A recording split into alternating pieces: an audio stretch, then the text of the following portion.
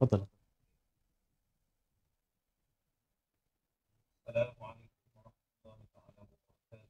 بسم الله الرحمن الرحيم. الحمد لله رب العالمين، والصلاة والسلام على أشرف الأنبياء والمرسلين وعلى آله وصحبه أجمعين. سبحانك لا علم لنا إلا ما علمتنا إنك اللهم صل وسلم على سيدنا محمد كريم الآباء والأمهات. أما بعد، terima kasih Ustaz Rawi untuk menampilkan inspirasi dan inspirasi serta mewakilkan dan seluruh staf-staf ini tersebut yang kita sayangi dan kita hormati bersama Ustaz kita pada pagi ini insyaAllah, yaitu Ustaz Hafiz itu. Selamat Ustaz. Alhamdulillah khair, alhamdulillah. Terima kasih Ustaz. Jazakallah khair, jazakallah khair. Amin ya Rabb.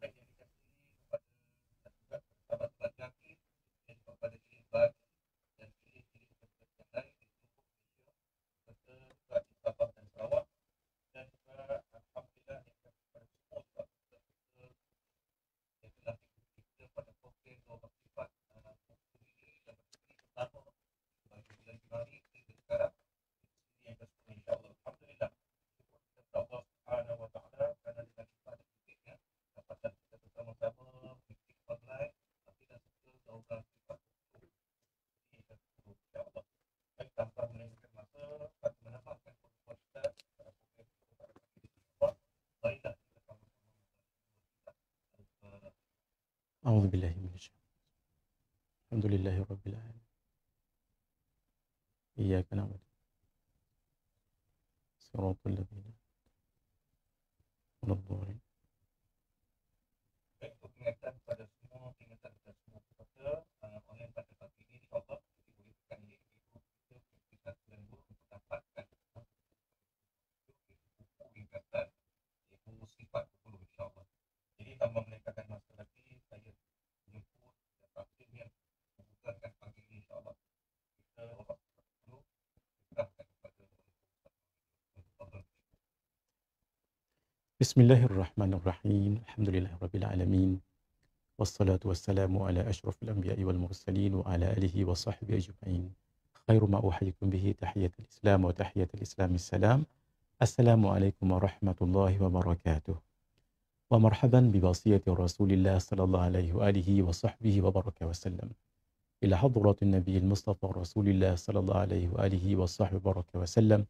وإلى كافة الأنبياء والمرسلين والملائكة المقربين وإلى آله الطيبين الطاهرين وأصحابه الأكرمين والتابعين وتابعيهم وإلى جميع أولياء الله الصالحين والشهداء والعلماء والفقهاء والمحدثين وإلى سائر مشايخنا ومشايخ مشايخنا وأهل أسانيدنا وسلسلاتنا وإلى أرواح أموات المسلمين وإخواننا الحاضرين والغائبين وخصوصا إلى روح الإمام أبي الحسن الأشعري رحمه الله وإلى روح الإمام أبي منصور الماتريدي رحمه الله وإلى سائر أئمة العشائرة والماتريدية ومشايخهم شيء لله لهم الفاتحة. أعوذ بالله من الشيطان الرجيم. بسم الله الرحمن الرحيم. الحمد لله رب العالمين الرحمن الرحيم مالك يوم الدين إياك نعبد وإياك نستعين اهدنا الصراط المستقيم صراط الذين أنعمت عليهم غير المغضوب عليهم ولا الضالين آمين. بسم الله الرحمن الرحيم. الحمد لله رب العالمين والصلاة والسلام على أشرف الأنبياء والمرسلين وعلى آله وصحبه أجمعين. اللهم افتح علينا حكمتك وانشر علينا من خزائن رحمتك يا أرحم الراحمين. رب اشرح لنا صدورنا ويسر لنا أمورنا واحلل عقدة من ألسنتنا يفقه أقوالنا. ولا حول ولا قوة إلا بالله العلي العظيم. ولا حول ولا قوة إلا بالله العلي العظيم. ولا حول ولا قوة إلا بالله العلي العظيم. اللهم انفعنا بما علمتنا وعلمنا ما ينفعنا وزدنا علما وارزقنا فهما. نسألك فهم النبيين وحفظ المرسلين وإلهام الملائكة المقربين. واهدنا بهداية العارفين وانشر علينا من خزائن رحمتك يا أرحم الراحمين. اللهم إنا نسألك علما نافعا ورزقا طيبا وأملا صالحا متقبلا. وصلى الله على سيدنا محمد وعلى آله وصحبه أجمعين والحمد لله رب العالمين. نوينا التعلم والتعليم والتذكر والتذكير والنفع والانتفاع والإفادة والاستفادة والحث على التمسك بكتاب الله وسنة رسوله صلى الله عليه وآله وصحبه وبارك وسلم والدعاء إلى الهدى والدلالة على الخير ابتغاء وجه الله ومرضاته وقربه وثوابه. Alhamdulillah Rabbil Alamin. Syukran jazilan Al-Fadhil Ustaz Pengerusi Majlis yang saya kasihi, yang saya ta'zim, Al-Fadhil Ustaz Nawawi Endut, pengarah kampus Ilim Jelebu, tuan-tuan pengarah di keseluruhan kampus, semua ketua-ketua jabatan, semua staf yang diamanahkan di Institut Latihan Islam seluruh kampus di seluruh Malaysia. Demikian pengarah dan ketua-ketua jabatan, juga staf JAKIM dan semua agensi yang terlibat dalam daurah online sifat 20 kita ini. Alhamdulillah, kita telah pun memasuki siri yang ke-10 dalam perbahasan sifat 20 ini, dan insya-Allah ada tinggal 2 siri lagi untuk bulan November dan bulan Disember. Untuk bulan, ya, satu siri lagi. Baik, insya-Allah. Baik, kita akan ada satu siri lagi, mohon maaf. Dan nanti kita akan bicarakan tentang beriman kepada Rasul untuk kita lengkapkan la ilaha illallah Muhammadur Rasulullah tu Ustaz. Kemudian nanti sedikit saya akan sentuh tentang ta'alluq. Mudah-mudahan sempat insya-Allah bulan hadapan biiznillah. Baik, insya-Allah hari ini kita akan masuk tentang sifat harus bagi Allah. Naam. Kita tengok slide dahulu. Baik. Untuk pengetahuan semua, saya agak laju sedikit hari ini sebab ada beberapa tajuk yang saya akan bentangkan dalam pertemuan kita kali ini. Bismillahirrahmanirrahim. Kita sudah tahu tentang sifat 20 itu. Kenapa? Sebab ada 20 sifat. Dan ini kita tahu dan beriman secara tafsil ataupun tafsili. Adapun secara ijmal ataupun ijmali, kita wajib tahu dan beriman bahawa Allah memiliki seluruh sifat-sifat kesempurnaan dan Maha Suci Allah daripada memiliki mana-mana sifat kekurangan yang tak terkira banyaknya. Itu kita tahu dan beriman secara ijmal atau ijmali, secara ringkas. Tetapi wajib kita tahu satu, dan wajib kita beriman secara tafsil, secara tafsili terperinci 20 sifat zat ini. Dia ada sifat af'al, kita tak bicarakan. Tapi sifat zat ada 20 sifat. Itu wujud, qidam, baqa sampai kaunuhu mutakalliman. Sifat wujud itulah nafsiyah, qidam sampai wahdaniyah, salbiyah, qudrah sampai kalam, ma'ani, kaunuhu qadiran sampai kaunuhu mutakalliman, itu makna wiyah. Dan sifat yang benar-benar wujudi lagi mawujud yang ada pada Allah, lau kushifa annal hijab la ra'ainaha, kalau Allah buka hijab dapat kita tengok sifat-sifat ini. Itulah sifat yang dipanggil sifat ma'ani ini. Baik, untuk orang yang baru nak mengaji dan mungkin payah nak hafal, ingat saja nombor ini, 1577. Apa dia? 1 itu sifat nafsiyah, 5 salbiyah, ma'ani 7 dan ma'nawiyah itu 7. Kita pelajari hari ini ada 3 tajuk besar, antaranya sifat harus bagi Allah. Harus di sini harus bahasa Melayu Malaysia. Sebab saya ada kawan Dr. Aiman Al-Akiti, beliau banyak juga mengaji dekat Indonesia. Beliau pernah sebut yang harus ini difahami lain daripada apa yang kita faham. Orang Indonesia memahami harus itu wajib. Jadi saya sebutkan dahulu, untuk harus yang kita bicarakan ini harus bahasa Melayu Malaysia, bukan harus bahasa Melayu saudara kita Indonesia. Jadi kalau mereka harus tu mesti wajib. Kalau kita haruslah. Jadi harus ini boleh, harus itu pun boleh juga. Itu maksudnya. Baik, apa maksud sifat harus bagi Allah? Kita tahu Allah punyai sifat wajib 20. Sifat mustahil yang tak mungkin ada pada Allah 20. Satu yang harus. Yang itu kita nak bicarakan hari ini. Walaupun sifat harus tu satu, tetapi contohnya banyak. Itu menjadikan jumlahnya 41 sifat. Kemudian kita bicarakan tentang para rasul, sifat wajib bagi mereka yang secara tafsil ataupun tafsili 4, yang mustahil 4, kemudian yang harus 1, menjadikan jumlahnya 9, keseluruhannya 50. aqaidul iman. Baik, kita fokuskan pada sifat harus itu. Sifat harus bagi Allah, apa dia? Fi'lu kulli mumkinin. Allah melakukan sesuatu perkara terhadap makhluk atau Allah tidak lakukan, Allah tinggalkan, Allah tidak lakukan. Nak tunjukkan apa? Bahasa paling ringan, terpulang. Maksudnya, terpulang pada Allah. Allah nak lakukan, itu hak Allah. Allah tak nak lakukan, itu hak Allah. Ini untuk menolak fahaman Mu'tazilah. Golongan Mu'tazilah mengatakan, mereka itu percaya dengan konsep as-salah wal aslah, iaitu yang baik dan yang lebih baik. Bagi mereka, Allah wajib dari segi akal. Dari segi akal, mesti Allah turunkan, datangkan para Nabi dan Rasul. Kenapa? Sebab mestilah untuk menunjuki kaum, umat ke jalan kebaikan. Itu mesti. Bagi kita tidak. Nah, kalau Allah tidak turunkan para Nabi dan Rasul pun, kalau Allah berkehendak untuk umat itu mendapat pedoman, tidak perlu melalui Nabi dan Rasul. Ini Allah ada hikmah yang tersendiri menghantar para Nabi dan Rasul. Jadi, begitulah untuk menolak fahaman Mu'tazilah tadi itu. Allah nak mengutuskan para Nabi dan Rasul kepada umat atau Allah tidak mengutuskan. Itu leluasanya Allah. Terpulang kepada Allah. Itu maksudnya harus. Tapi dalam harus ini menjadi wajib. Gitu. Walaupun yang kita bicarakan ini harus bagi Allah. Tetapi ini adalah sifat wajib bagi Allah juga. Kenapa? Wajib kita tahu Allah harus je. Gitu. Wajib kita tahu Allah harus sahaja. Nak mengutuskan para Rasul, tidak nak mengutuskan. Jangan sampai kita fikir bahawa wajib Allah turunkan Nabi dan Rasul. Atau mustahil Allah tidak bagi Nabi dan Rasul. Tuan-tuan, kalau ada miliki kitab yang Alhamdulillah Al-Faqir ada susun, namanya kitab Ilmu Tauhid. Yang warna hijau tu. Bukan yang warna biru tu ya. Yang warna biru tu sifat 20, suatu pengenalan asas. Ini yang terbaru tu. Tidaklah baru juga, tapi antara yang baru. Buku tu namanya Ilmu Tauhid Ilahiyat. Sama'iyat dengan ilahiyat, nubuwat dengan sama'iyat. Dalam tu kita cerita panjang tentang sifat harus Allah ini.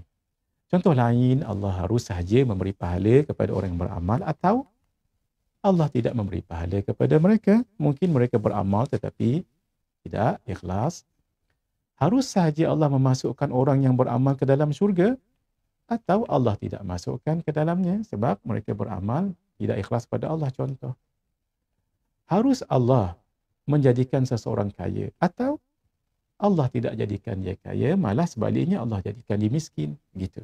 Contoh lain, ketika kita ada baby, maka harus saja Allah adakan baby itu. Tapi berapa ramai juga orang yang berusaha nak dapatkan zuriat tak dapat juga. Itu pulang pada Allah. Dan ketika ada baby, harus saja Allah jadikan ia lelaki ataupun dia perempuan. Begitu. Jadi poinnya tadi adalah terpulang. Terpulang pada Allah kerana Allah ada iradah tersendiri. Ada apa dia? Allah ada iradah, pilihan, ketentuan tersendiri. Dan Allah ketika nak menentukan itu ada suluhi. Suluhi qadim kita panggil. Suluhi, Allah nak tentukan ini, Allah tak nak tentukan itu, boleh. Itu namanya suluhi. Ketika Allah sudah menentukan, itu namanya tanjizi. Ketika qadim, maka disebut Allah tentukan sesuatu itu, Allah boleh menentukan A, menentukan B ketika qadim. Itu namanya dengan sifat iradah, ta'alluq, suluhi, qadim. Ketika Allah sudah menentukan ketika qadim, itu dipanggil Allah menentukannya dengan sifat iradah dalam ta'alluq tanjizi, bukan suluhi lah. Kalau suluhi dia boleh memilih. Ada 2 pilihan ataupun 3 pilihan, 4 pilihan. Tapi ini bukan suluhi, tapi tanjizi. Tanjizi qadim untuk iradah. Nanti akan diperlakukan, akan dilaksanakan, akan dibuat, dijadikan, diciptakan oleh sifat qudrahnya. Ketika sifat qudrahnya itu melakukannya, mengadakannya, menjadikannya, itu dipanggil, itu dijadikan, diadakan, dilakukan oleh sifat qudrah dalam ta'alluq tanjizi, hadith. Tidak qadim lah. Sebab bila Allah lakukan itu untuk makhluk, sebab makhluk ada ketika hadith, ketika imkan, ketika ma la yazal, maka dipanggil Allah lakukannya, jadikannya, ciptakannya, adakannya dengan sifat qudrah dalam ta'alluq tanjizi. hadis, bukan tanjizi qadim. Baik. Jadi kesimpulan untuk tajuk sifat harus bagi Allah itu, Allah tidak ada yang pressure, terpulang kepada Allah. Maka akal kita akan menerima harus, bukan wajib. Karena Allah tidak ada yang mewajibkan Allah. Karena Allah punya sifat iradah, dan iradah Allah itu boleh menentukan A ataupun B ataupun C ataupun D, terpulang kepada Allah. Kerana kita sudah belajar Allah punya sifat iradah, maka terpulang kepada Allah untuk menentukan itu. Nah, apa yang ditentukan oleh Allah tu nanti akan dilaksanakan oleh sifat qudrah. Maka bila kita cerita bab harus ini, sifat harus bagi Allah, jangan tinggal dengan dua sifat yang sudah kita bicarakan. Apa dia? Sifat iradah dan sifat qudrah. Dari segi tertib tidak ada dulu, tidak ada kemudian. Sebab sifat itu semuanya qadim bagi Allah, ya. Tetapi kenapa kita kata kita bicarakan iradah dahulu baru qudrah? Itu namanya secara ta'akuli, secara logiknya Allah tentukan dulu baru laksanakan. Tidak mungkin Allah laksanakan baru tentukan. Itu secaranya tertib ta'akuli. Adapun secara wiqa'i, wuqu'i, haqiqi, sifat Allah itu tidak ada dulu, tidak ada kemudian. Kerana semua sifat itu adalah qadim. Bila qadim tidak ada dulu, tidak ada kemudian. Kita bicarakan tentang ta'alluq ni, ya. Saya dah masuk sedikit buat ta'alluq ni. Di ta'alluq itu dulu pada iradah, baru pada qudrah. Itu secara ta'akuli. Allah tentukan dulu, baru Allah laksanakan. Jadi, apa sahaja itu terpulang kepada Allah. Karena itu kesimpulan untuk sifat harus adalah Allah lakukan itu bukan wajib. Allah lakukan itu pada makhluk bukan mustahil. Tetapi harus sahaja. Bahasanya terpulang kepada Allah Subhanahu Wa Taala. Baik. Mari kita lihat satu tajuk besar. Yang namanya uluhiyah. Makna ketuhanan. Apa beza dengan ilahiyah ataupun ilahiyat?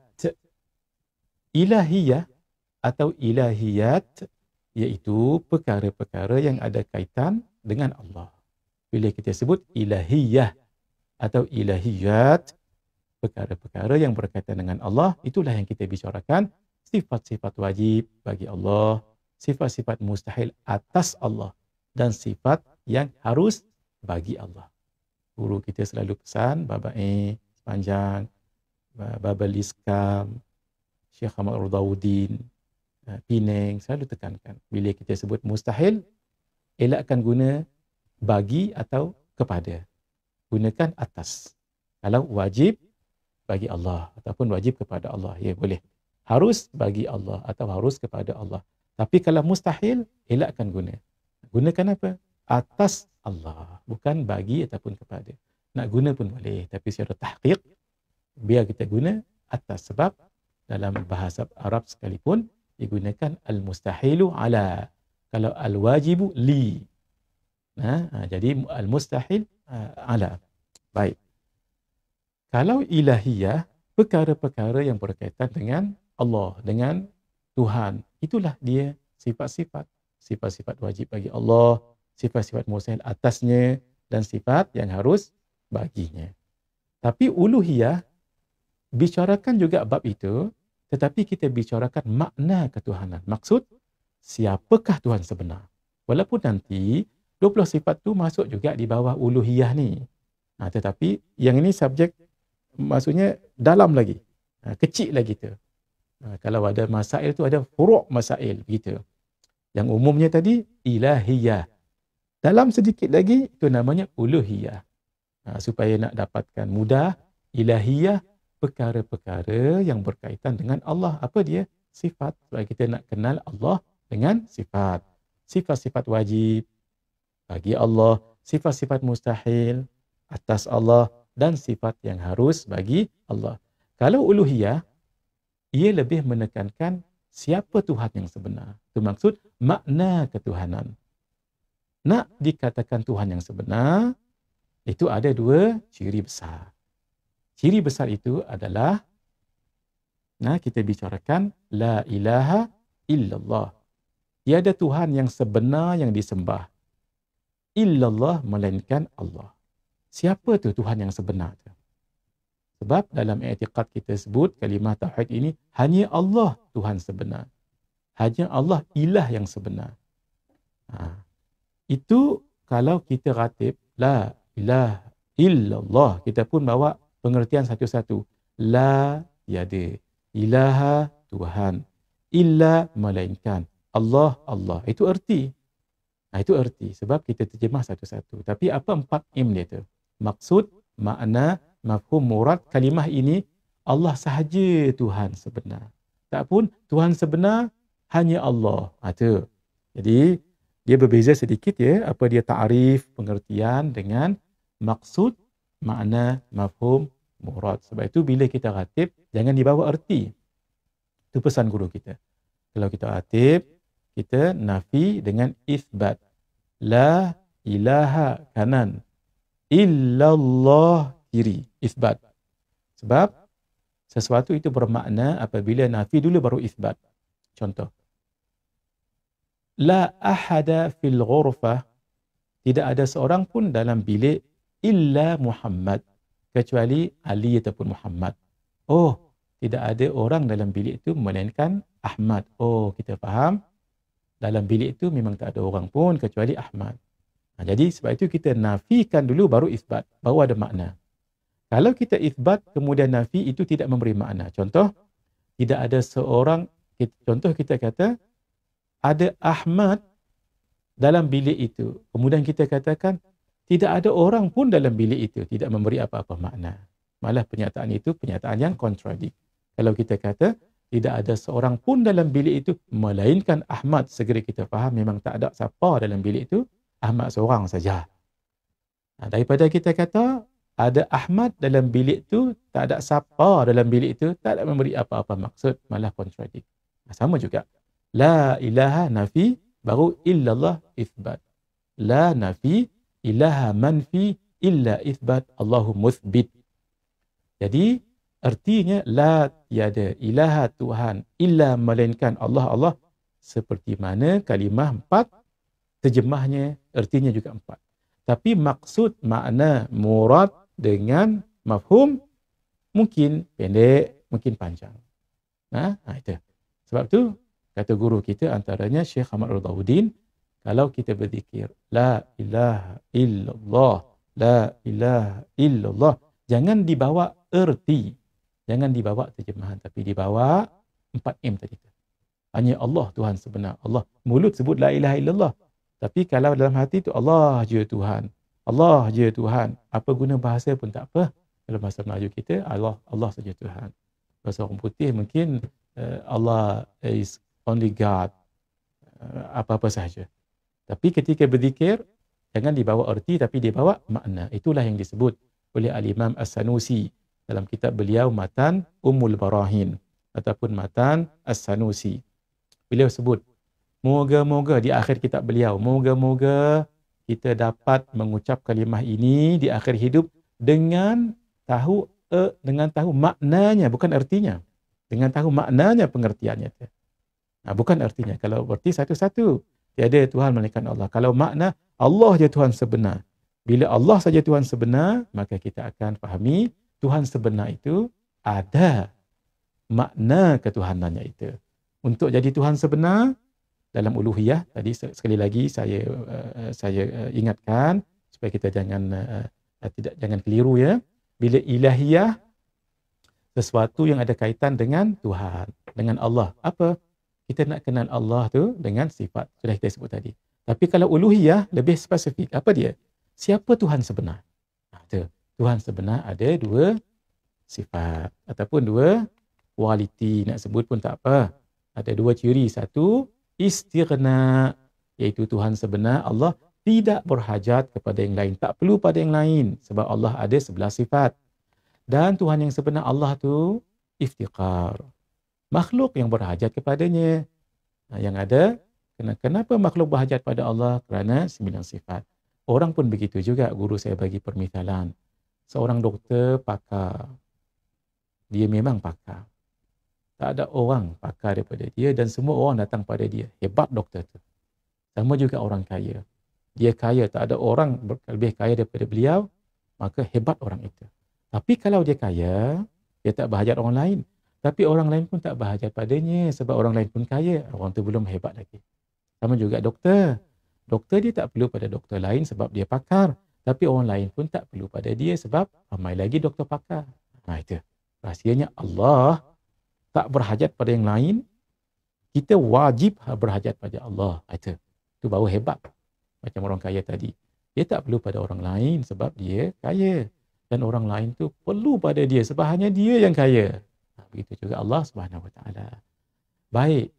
Di bawah istighna ada sifat. Kenapa Allah tak perlu pada yang lain? Kerana Allah ada 11 sifat. Kenapa makhluk tak boleh tidak mesti kembali pada Allah? Iftiqar namanya kerana ada 9 sifat. Mari kita lihat. Baik.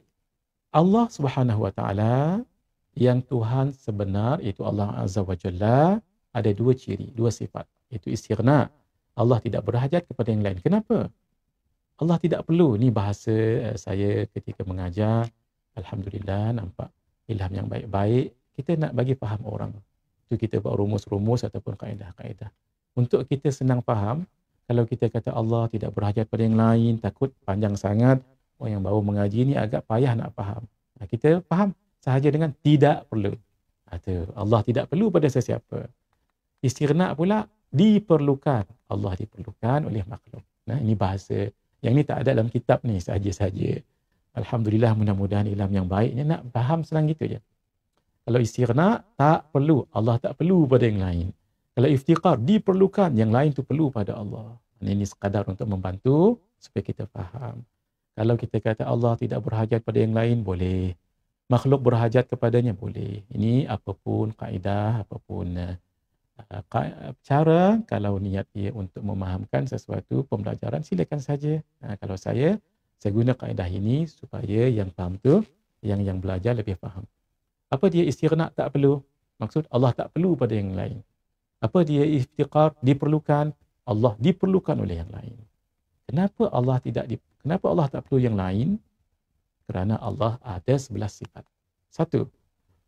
Kategorinya tidak berhajat kepada pencipta kerana Allah sudah wujud.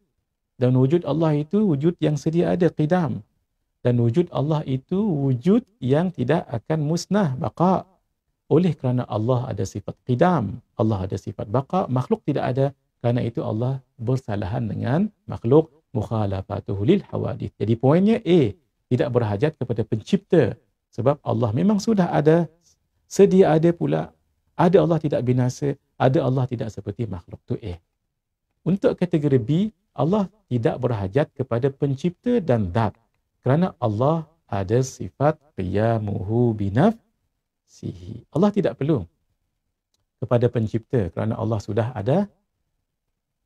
Allah sudah pencipta. Allah tidak perlu kepada zat kerana Allah sendiri adalah zat. Itu kategori B. Kategori C, Maha Suci Allah daripada kekurangan. Allah ada pendengar. Allah mendengar dengan sifat pendengar sama. Maaf, kalau Allah tidak mendengar, auzubillah, tuli, mesti memerlukan yang lain untuk merawat ataupun mengobat kepekakan tadi itu. Auzubillah, tidak. Allah boleh melihat dengan sifat basar. Kalau Allah buta, perlu yang lain untuk menyembuhkan Allah daripada buta. Na'udzubillah min dzalik. Begitulah juga kalam. Kalau Allah bisu, tentu berhajat pada Tuhan lain supaya merawat daripada kebisuan itu. Dan 3 sifat ini tidak akan bercerai tanggal daripada Allah. Sebab itu hikmah kaunuhu yang sudah kita bicarakan dahulu. Sifat maknawiyah, hikmahnya itu memahamkan irtibat. Tidak bercerai tanggal sifat maknanya daripada zat Allah. Kaunuhu sami'an, sentiasa Allah ada sifat sama. Kaunuhu basiran, sentiasa Allah ada sifat basar. Maka kita faham Allah sentiasa melihat. Sebab Allah sentiasa ada sifat tu. Sama juga Allah ada sentiasa sifat sama. Maka Allah sentiasa mendengar. Kaunuhu mutakaliman, Allah sentiasa ada sifat kalam. Maka Allah boleh berbicara dengan sesiapa pun. Itu terjemah insya-Allah paling tepat untuk kaunuhu. Baik. Itulah dia 11 sifat yang menjadikan Allah tidak berhajat pada yang lain. Bagaimana pula Allah itu diperlukan oleh yang lain kerana Allah ada 9 sifat. Satu, makhluk berhajat kepada Allah supaya dijadikan, ditentukan dan dihilangkan daripada kekurangan kerana Allah ada wahdaniyah. Allah Esa. Allah satu-satunya Tuhan sebenar. Macam orang kaya lah di kampung tu. Satu-satunya orang kaya dekat situ. Maka nak pergi ke mana lagi? Doktor dia satu-satunya yang pakar. Nak pergi ke mana lagi? Memang dia lah. Jadi Allah sahajalah Tuhan yang sebenar. Sebab itu kita mau tak mau mesti kembali pada Allah. Wahdaniyah. Kemudian kalaulah Allah hanya ada tetapi tidak berkuasa, tidak ada qudrah, kita pun tak berhajat padanya. Tak. Allah kita berhajat padanya. Itu nah. Dan Allah mahu untuk tolong kita. Itu iradah. Allah tahu kerana ada ilmu. Maka Allah kita perlukan. Dan Allah hidup. Kalau Allah mati, maka tidak mungkin kita berhajat padanya. Cuba saya bawa kepada contoh manusiawi supaya kita lebih faham. Kita berhajat pada seseorang. Contoh, tayar kereta kita punctured. Lalu contohnya Kak Ajah, tayar punctured. Tengok-tengok tak ada orang, seorang je ada dekat situ, orang lelaki. Memang tak ada tempat lain lah kita nak minta tolong. Hanya dia sahaja seorang yang lelaki ada di situ, maka kita minta tolong dia. Itu namanya wahdaniyah. Kalau ramai di situ lelaki, tak mungkin kita tak minta tolong dia dah. Mungkin kita minta orang nombor 2, nombor 3, nombor 4. Sebab ramai. Tadi hanya Allah Tuhan sebenar. Hanya Allah yang dapat kita minta tolong. Satu. Yang kedua, Allah yang sebenar satu tadi tunggal esa, Allah berkuasa. Kita ambil contoh. Hanya seorang lelaki sahaja di kawasan sekolah tadi tu. Contoh. Maka cikgu tadi tu minta tolong kepada lelaki tadi tu. Kerana dia seorang. Tapi kalau dia tak kuat, dia pun lemah, mungkin dia sakit, pakai wheelchair, tak larat. Apakah kita akan minta tolong dia? Kita tidak akan minta tolong dia walaupun dia hanya seorang. Sama juga. Sebab dia tidak ada rank, sebab dia tidak ada riang, tidak ada kekuatan. Kerana dia ada kekuatan, qudrah. Lepas tu kita minta tolong. Baik. Kenapa kita minta tolong dia? Sebab dia hanya seorang kat situ dan dia kuat. Tapi kalau dia tidak ada iradah, dia kuat tapi dia tidak ada iradah, tak ada kehendak nak tolong ini. Sebab dia nak tolong kereta isteri dia lain, isteri dia yang punctured. Ada cikgu ni nak minta tolong. Masa yang sama kereta isteri dia punctured, agak-agak nak tolong mana? Jangan tolong yang ini. Isteri lah. Takut nanti kan isteri kita, abang, lain macam. Gitu. Jadi, maaf ya contoh untuk mudah faham. Dia tak ada niat iradah. Iradah tak ada nak tolong dia sebab isteri dia memang punctured juga. Iradah dia menolong isteri dia. Tengok, kalau orang itu seorang dan dia kuat tapi tak ada iradah nak menolong, kita pun tak minta tolong dia. Yang keempat, dia tu seorang macam lelaki tadi, kuat alhamdulillah dan suka menolong orang. Tapi dia tak ada ilmu untuk ni pam tayar ni. Kalau buat kek lapis Sarawak, dia champion. Kalau buat tom yum, dia champion. Tapi nak pegang benda tu pun tak tahu nak tolong lagu mana. Tu maksudnya tak ada ilmu, tak boleh nak tolong juga. Tapi kalau dia ada 4-4, apa dia? Wahdaniyah, dia seorang. Riang, kuat, kemah. Kemudian iradah, memang suka tolong orang. Masya Allah, ilmu pam tayar ni banyak tahun dah dia. Tapi inna lillahi wa inna ilaihi raji'un. Dia dah meninggal, nak tolong lagu mana? Nak minta tolong lagu mana? Lagu tu kita nak bagi supaya faham mudah. Kita bawa pada contoh manusia. Begitulah. Allah semua ada. Hanya Allah yang tunggal esa. Allah berkuasa. Allah berkehendak. Allah ada ilmu. Allah hidup. Tambah lagi 4 sifat ma'ani ini tidak bercerai tanggal. Tuan-tuan, cuba tengok 6, 7, 8, 9 tu. Kenapa tidak ada wahdaniyah kaunuhu wahidan? Perasan tak? Sebab kaunuhu itu hanyalah untuk sifat ma'ani sahaja. Kaunuhu itu hanya untuk sifat ma'ani. Kalau kita nak kata bahasa Arab, wahdaniyah kaunuhu wahidan, boleh. Ngam bahasa Arabnya tu. Tapi untuk sifat ini tak. Kerana Wahdaniyah kita sebut itu sifat amrun i'tibari. Yang ma'ani itu adalah wujudi. Itu kembali baliklah yang kita belajar dulu. Sebab itu kaunuhu itu hanya untuk ma'ani. Kaunuhu qadiran, kaunuhu muridan, kaunuhu aliman, kaunuhu hayyan. Boleh? Kadang-kadang payah nak hafal. Kita bagi rumus macam mana nak hafal. Baik. La ilaha illallah. Tuhan yang sebenar itu ada dua ciri. Istighna dengan iftiqar. Macam mana nak hafal? Daripada atas ya. Wujud, qidam, baqa, mukhalafatuhu lil hawadith, qiyamuhu binafsihi. Kemudian wahdaniyah sebelah iftiqar. Saya kalau mengajar di masjid negeri tu, saya guna begini. Kanan, kiri. Nah, 5, 5. 3, 4, 3. Agak-agak boleh ingat lagi tuan-tuan puan-puan. Para asatidah. Kanan kiri ya. Kanan dulu. 5, kiri 5. Tak payah tulis, tak apa. Nanti sekejap lagi lepas slide ni akan keluar. Ini saya alhamdulillah bila mengajar ni, alhamdulillah ada juga ilham-ilham yang sebegini. Boleh kita untuk kongsi-kongsikan ya. Sebab ni tak ada dalam kitab. Kadang-kadang sebahagian guru pun tak mengajar. Tapi ilham-ilham yang baik itu apa salahnya? Gitu ya. Baik. Kanan tadi dia ada kanan kiri ya. Untuk orang yang baru nak menghafal. Kalau orang dah expert tak apa. Memang yang ini memang payah. Kalau kita tak sungguh-sungguh memang payah nak hafal. Tapi guna kaedah nombor dulu. Kanan kiri. Kanan 5. Kiri 5. Kanan 3. Kiri 4. Kemudian 3. Boleh agak-agak? 5, 5, 3, 4, 3. Kanan dulu ya. 5. Kiri 5. Kemudian kanan 3. Kiri 4. Kemudian 3. Apa maksud saya? Begini maksud saya.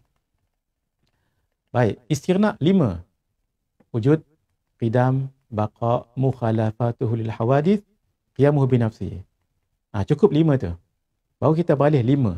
5 sebelah iftiqar. Oleh kerana wahdaniyah ni tak cukup dekat istighna, masuk kat sini. Bukan saja-saja masuk ni. Kita dah cerita tadi tu, tapi ini hanya untuk mengingatkan. Wahdaniyah. Ada lagi, dia kena 5 kan? Kena tambah 4. Itu yang kita kena hafal daripada mula tu sampai ke bawah flow tu penting. Kita ikut saja 4. Qudrah, iradah, ilmun, haya. Cukup 5. Jangan tambah lagi 6. Sebab kita dah hafal tadi 5, 5. Sebelah kanan mesti 3. Sama, basar, kalam. Kenapa tu nanti kita syarahkan. Kemudian kan kita kata sebelah tu 4. Kenapa 4? Sebab ada 4 sifat ma'ani, maka situlah 4 sifat ma'nawiyah. Kaunuhu qadiran sebab qudrah. Kaunuhu muridan sebab iradah. Kaunuhu aliman sebab ilmun. Kaunuhu hayyan sebab sifat haya. Kita tahu sifat ma'nawiyah itu melengkapkan. Kita dengan sendirinya tahu walaupun tak ada warna hijau. Tuan-tuan tengok warna hijau tu memanglah senang. Kalau tak ada warna hijau pun kita dah tahu dah. Sebab ada sifat ma'ani situ berapa? 3. 3 jugalah sifat ma'nawiyah. Apa dia? Kaunuhu, letak je kaunuhu.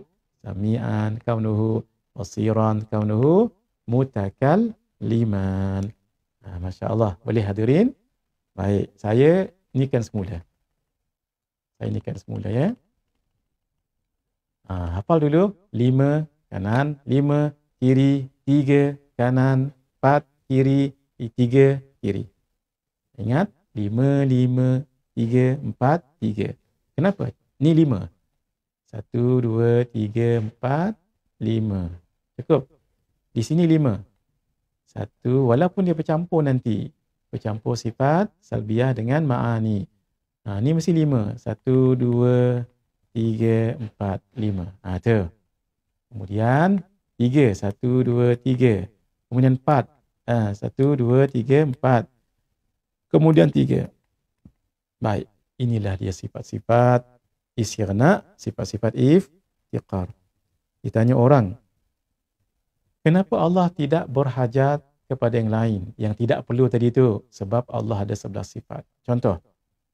Kenapa Allah tak perlu kepada yang lain untuk menjadikannya? Sebab Allah ada 5 sifat tadi itu. Kita bicarakan. Wujud, qidam, baqa, mukhalafatuhu lil hawadith, qiyamuhu binafsihi. Sama juga.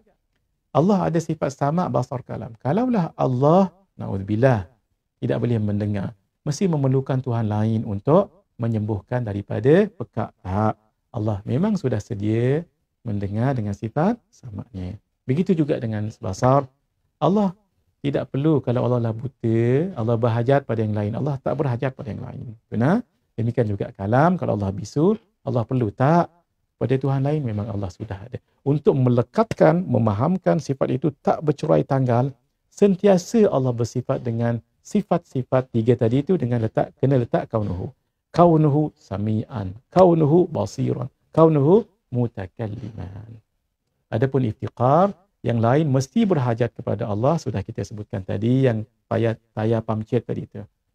Begitu juga kita fahami, Allah sahaja yang tunggal. Sebab itu kita tak perlu yang lain. Mesti kita perlu pada Allah.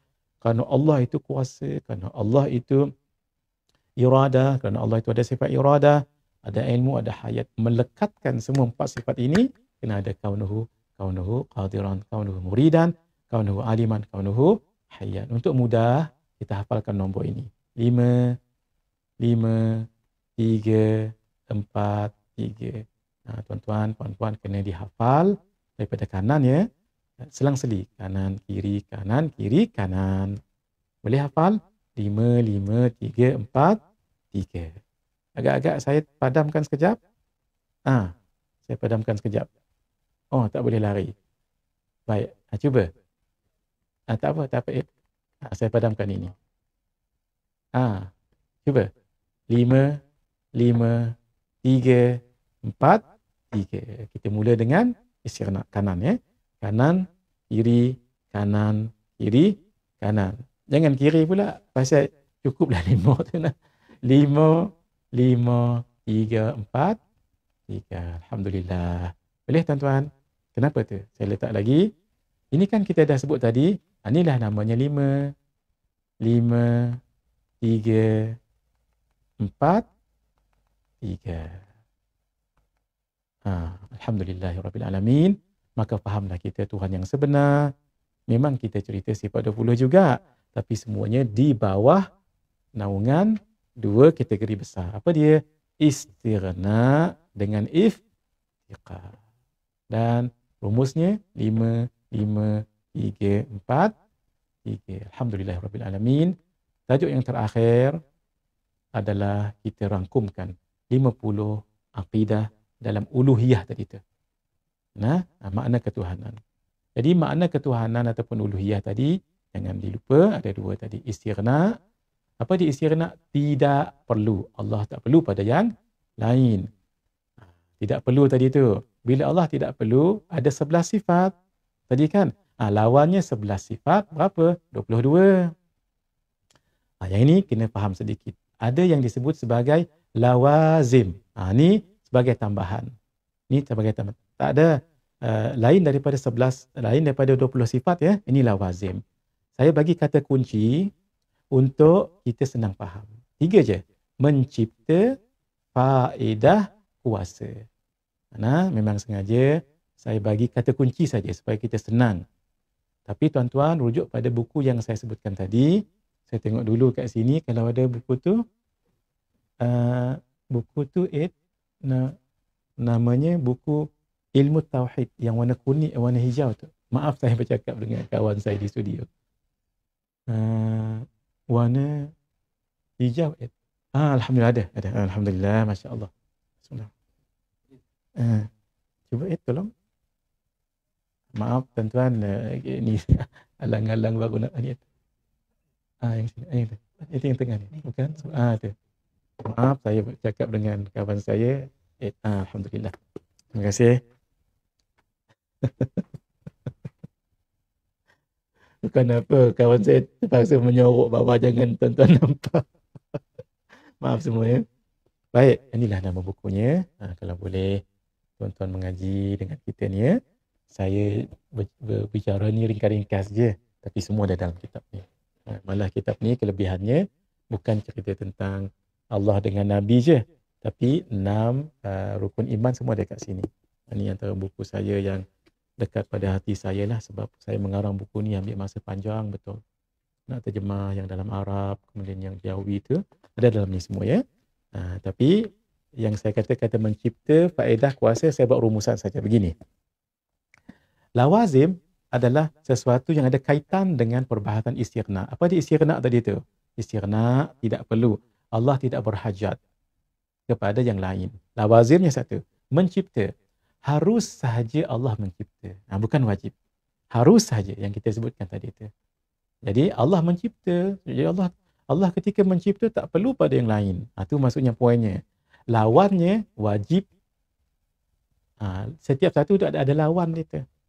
Kita kata harus sahaja Allah mencipta. Apa lawannya? Lawannya wajib Allah mencipta. Ataupun lawannya mustahil Allah mencipta. Itu satu. Yang kedua, faedah.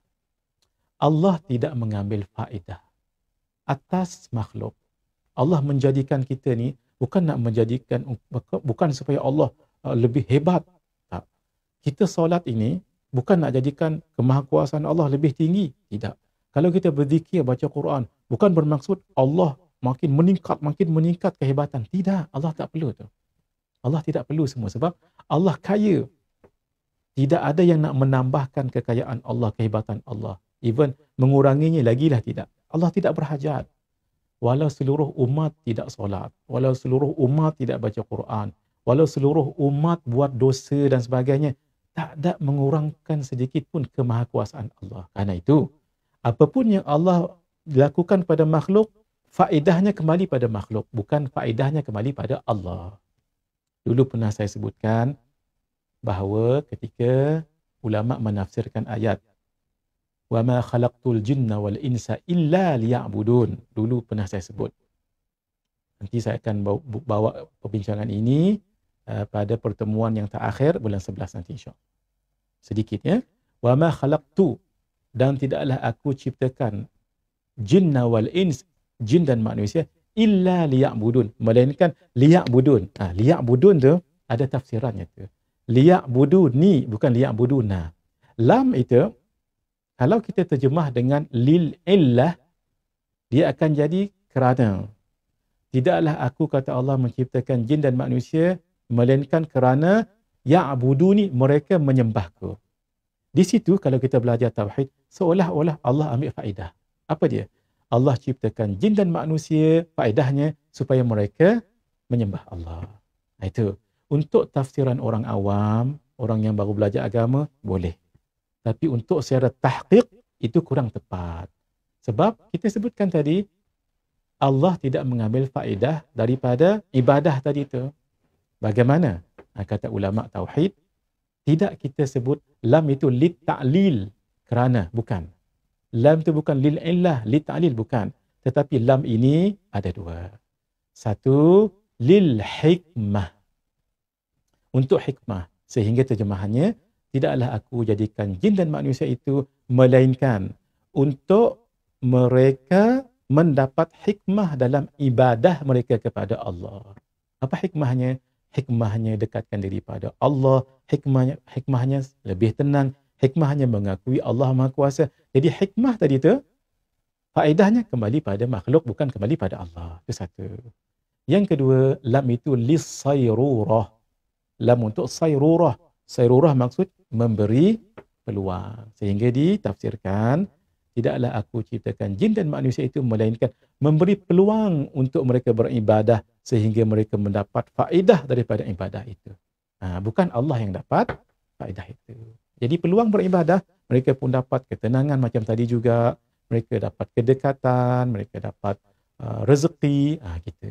Itu secara tahqiq. Jadi tuan-tuan tengoklah. Puan-puan, para asatidah, kalau kita di masjid tu tengoklah, kalau orang awam tak perlu cara yang kita bicarakan sekarang ni pun tak apa. Tapi paling bagus kita cerita dua-dua. Cara tadi, kenapa li ta'lil ataupun lil hadaf, ghayah, yang untuk kerana li ta'lil tadi tu. Untuk orang awam, untuk orang yang tahqiq, tidak, bukan kerana li ta'lil, bukan kerana lil hadaf, bukan kerana lil ghayah, tetapi dua. Lil hikmah, lam tu untuk lam hikmah dengan lam as-sayrurah. Itu satu. Baik, yang ketiga kuasa. Kuasa ni makhluk tidak boleh memberi bekas dengan kuasa. Di sini cerita makhluk sedikit. Kenapa? Allah tidak berhajat kepada makhluk. Sebab makhluk itu tidak boleh bagi bekas dengan kuasanya. Apa maksud kuasanya? Tumbuk, sakit. Dengan kuasa tumbuk tu jadi sakit. Itu kuasa. Masak tu dia jadi memasak. Memasak tu jadi masak apa tu, tom yum tu. Kerana masak. Itu kerana kuasa. Jadi makhluk tidak boleh memberi kuasa. Siapa yang memberi kuasa? Allah. Gitu. Jadi Allah tidak perlu pada makhluk. Sebab makhluk tidak memberi kuasa. Apa lawannya? Makhluk memberi kuasa. Gitu saja. Kena? Baik. Sekarang mari kita lihat 28. Macam mana tu? 11 lawan 11, 22. 3 lawan 3, berapa? 6. Jadi campur. Campurnya jadi 20. 28. Baik. Sekarang cuba kita lihat sebelah pula. Iftiqar, 11 sifat. Diperlukan. Maksud Allah diperlukan. Kenapa? Sebab Allah ada 9 sifat. Lawannya Allah tidak diperlukan. Tu jadi 9 sifat, 18. Tapi ada lawazim. Tuan-tuan, pengalaman saya ya, lawazim kena hafal sikit lah. Macam mana cara menghafal? Saya nak bagi sedikit cara kongsi hafal tu. Caranya adalah kita ulang-ulang. Ulang-ulang. Apa dia? Mencipta faedah kuasa. Mencipta faedah kuasa. Kalau tuan-tuan cara melankonik, ambil MFK. MFK. MFK. Mencipta faedah kuasa. Terpulang masing-masing lah caranya. Tapi satu lagi lawazim sebelah kiri tu nak kena ingat juga. Ada 2. Baharu tabiat. Apa maksud? Semua kita ini baharu. Sebab itu kita perlu pada Allah. Tu. Apa lawannya? Lawannya kita ini tidak baharu. Tu lawan lawazim tu. Baik, satu lagi tabiat. Makhluk tidak boleh memberi kesan dengan tabiatnya. Contoh, api itu kan panas. Tabiat panas tu memanaskan. Tak. Allah yang memanaskan. Pisau itu tajam. Tajam itu tabiatnya memotong. Hakikatnya yang memotongnya Allah. Bukti apa? Bukti api Nabi Ibrahim. Di zaman Nabi Ibrahim kan Raja Namrud ataupun Raja Namarud, ada bacaannya 2. Nak bakarkan Nabi Ibrahim dalam api yang besar. Ada riwayat, tuan-tuan boleh rujuk di dalam kitab Hilyatul Awliya. Al-Imam Abu Nuaim Al-Asfahani menyebut, dikatakan Nabi Ibrahim ketika nak dilemparkan ke dalam api, beliau membaca dengan 2 riwayat. Satu, hasbunallah wa ni'mal wakil. Riwayat yang lain, hasbiyallah. Tadi jamak, ini mufrad. Hasbunallah wa ni'mal wakil. Cukuplah Allah bagi kami dan Allah lah sebaik-baik pelindung. Ada riwayat yang lain, hasbiyallah wa ni'mal wakil. Cukuplah bagiku. Apapun, poinnya adalah kita beramalkan itu. Ulama-ulama pesan di akhir zaman ini terutama sekali, sebolehnya janganlah kita lupa beramal hasbunallah wa ni'mal wakil. Hasbunallah wa ni'mal wakil. Antaranya As-Sayyid Muhammad bin Alawi ibn Abbas Al-Maliki. Kami dapat juga ijazah ini. Kalau tuan-tuan nak amalkan juga, silakan ya. Kalau kita ada hajat yang besar-besar, perlu sangat-sangat, maka cari tempat yang sunyi di rumah tu lah. Kalau kita solat hajat lebih bagus, dan wangikan tempat tu dengan bakhur, dengan apa-apa yang wangi-wangi lah, minyak wangi pun boleh. Ayo kita baca hasbunallah wa ni'mal wakil 450 kali non-stop. Hasbunallah wa ni'mal wakil, hasbunallah wa ni'mal wakil. Habis 450, mintalah doa. Ini amalan para alim ulama. Sebab Nabi Ibrahim tadi tu. Tapi ini kembali juga kepada keyakinan. Bila kita sebut hasbunallah wa ni'mal wakil, mesti keimanan kena mantap, jangan ragu-ragu. Jadi siapa yang nak beramal, kita ijazahkan amalan ini. Hasbunallah wa ni'mal wakil 450 kali sebagai amalan harian atau ketika ada hajat yang besar-besar. Gitu ya. Diamalkan setiap hari lagi bagus. Walaupun kita tak ada hajat, memang kita berharap pada Allah daripada melindungi kita daripada kezaliman orang dan sebagainya. Dan hajat-hajat kita. Baik. Baharu maksudnya makhluk ini baharu. Baharu bukan lawan lama. Baharu maksudnya baru ada. Iaitu hadith. Lawannya qadim. Sedia ada. Maka makhluk baru ada. Itu lawazim. Bila makhluk tu baru ada, sebab itu kita perlu pada Allah. Makhluk berhajat pada Allah. Lawannya, makhluk itu qadim. Yang kedua, tabiat. Tabiat tadi, tabiat makhluk tu boleh memberi kesan. Contohnya, api boleh membakar. Api boleh memanaskan. Ketajaman itu boleh memotong. Tak, hakikatnya siapa yang memanaskan? Allah. Siapa yang membakarkan? Allah. Nabi Ibrahim kan masuk dalam api yang besar itu. Tak boleh nak hampir sebab berat panas sangat sampai diguna majanik. Majanik didirikan, dipacakkan dua kayu, kemudian seperti getah ataupun tali, seperti lastik, dan Nabi Ibrahim dihumban begitu. Dengan kuasanya Allah, Allah berfirman kepada api, qul, ya qulna, kami mengatakan, firmankan, ya nar, wahai api, kuni bardan, sejuklah kamu, wasalaman ala Ibrahim, dan selamatlah Nabi Ibrahim. Nah, gitu. Bukan sejuk saja tapi tak selamat, sebab ada orang meninggal kerana kesejukan. Nah, orang yang naik gunung tu kan ada yang meninggal tu kerana kesejukan. Jadi sebab itu kata ulama, kalaulah Allah tidak sebut salaman, mungkin Nabi Ibrahim akan meninggal. Jadi Allah sebut qulna ya narukuni bardan. Nah, bardan tak cukup situ, wasalaman ala Ibrahim. Ada tafsirnya ya. Baik, dan semuanya itu 22. 22 campur 28, itulah aqidah.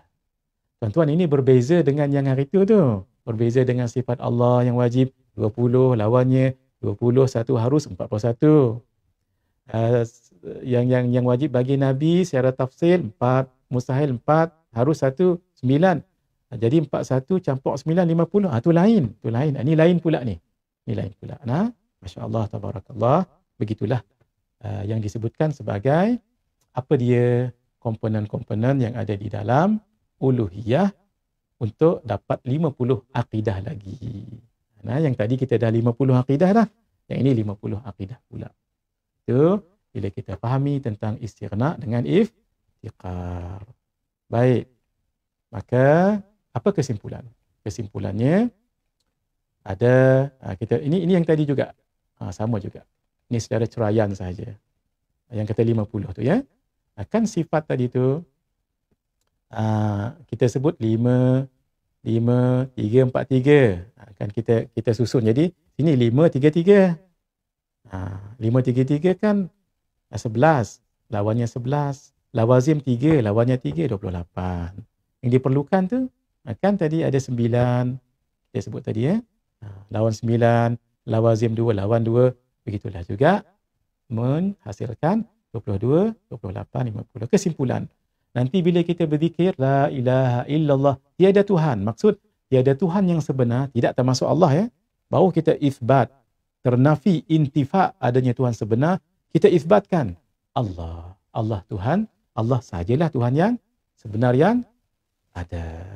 Ini adalah suatu iqrar yang menafikan ketuhanan selain Allah. Tak ada Tuhan sebenar melainkan Allah. Tapi jangan nafi je, isbat. Mengisbatkan ketuhanan bagi Allah. Maka lengkaplah kalimah la ilaha illallah. La ilaha illallah. Baru sedap. Saya bagi contoh satu tuan-tuan. Tom yam. Kalau kita makan tom yam, sedap kan? Sedap. Kita tak tahu tu. Orang yang buat tu. Dia tahu tu yang buat. Yang buat tu nah, yang kata tom yam tu. Kat mana? Cari daging yang fresh. Tambah lagi kalau tom yam campur. Apa dia? Ayam, daging, udang.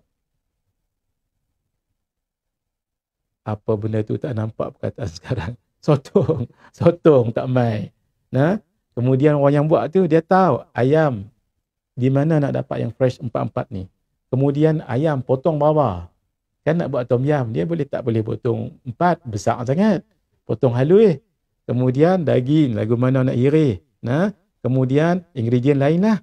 Bila ayak dah mengerdak, ayak ni dah mendidih, nak buah apa tu? Jangan buah sotong tu. Sotong sekejap dia jadi getah sekejap. Lepas dia jadi kecut. Sama juga dengan udang jadi halus kecut. Dia mesti ada cara dia. Apa dia?